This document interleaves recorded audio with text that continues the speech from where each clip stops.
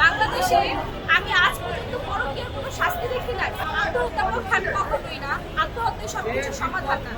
উনি বেঁচে ওনার সন্তান নিয়ে থাকতে পারতো, কিন্তু আমার কথা হচ্ছে একটা নারী কোন পর্যায়ে চলে গেলে হচ্ছে সুইসাইডের ডিসিশন নিতে পারে।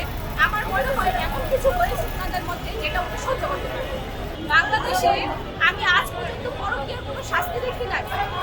কারণ পরকীয়া হচ্ছে একটা মানুষের জীবন ধ্বংস করে দেয়, একটা মানুষ মরেও যায় পরকীয়ার কারণে, কত জীবন নষ্ট হয়। এই পরকীয়ার বাংলাদেশের সর্বোচ্চ শাস্তি আমরা দাবি করছি।